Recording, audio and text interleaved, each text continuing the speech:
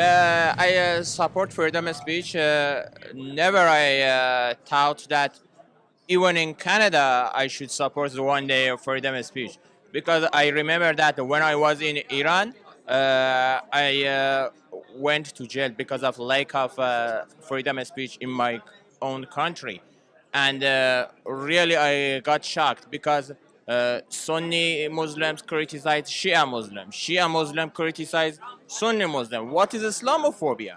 As a Muslim, I am totally against this bill, and I stand for freedom of speech. I'm a political refugee from Iran. I've been to prison, I've been under Islamic law, and I know how it starts and I know how it ends.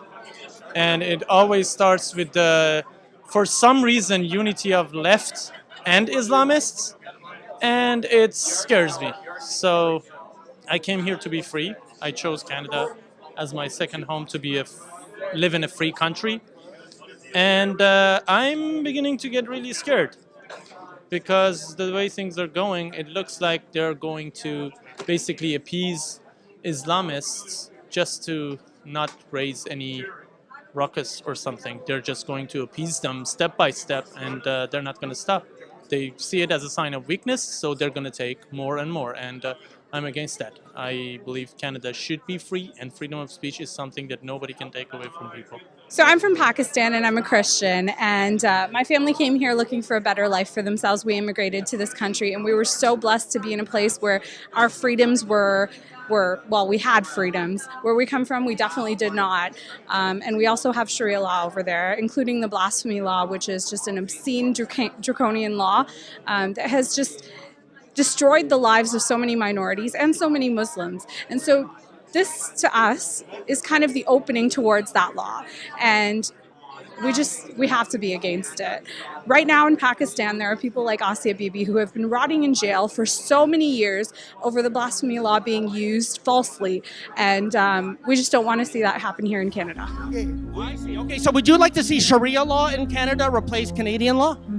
At some point it will. You know, because we have families, we are making babies. You're not. Your population is going down the slump, right?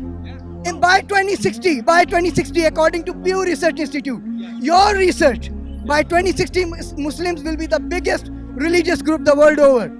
What are you going to do then? Actually, to oppose Sharia is even then? Well, you know what? I'm very appreciative of the honesty. We don't usually get that. So you do support Sharia.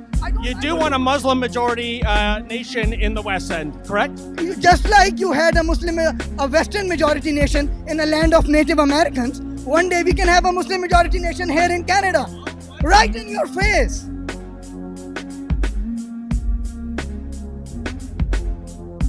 We need a freedom of speech. Even in Muslim countries, some countries, they don't like blasphemy law. Why Trudeau is bringing here?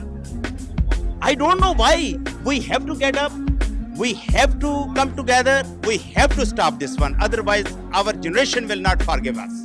That's why we are here. Now, if we will raise the voice, we will do something, we can save our generation, coming generation. Otherwise, we will suffer in here too, as well.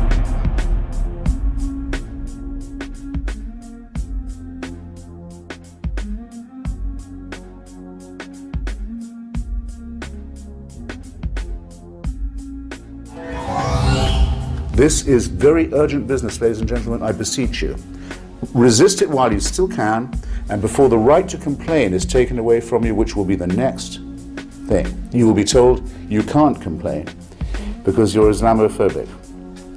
The term is already being introduced into the culture as if it was an accusation of race hatred, for example, or bigotry, whereas it's only the objection to the preachings of a very extreme and absolutist religion.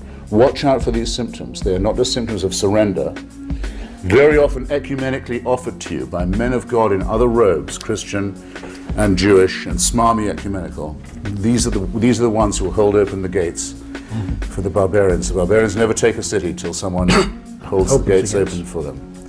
And it's your own preachers who will do it for you, and your own multicultural authorities who will do it for you. Resist it while you can. And if you wonder what will happen if you don't, look and see how a cricket team in Middlesex in England had to change its name by force last week because it was called, and had been for years, the Middlesex Crusaders. Look and see how stories about little pigs can't be taught to children in English schools anymore, lest offence be taken by the religion of peace. Resist it while you can.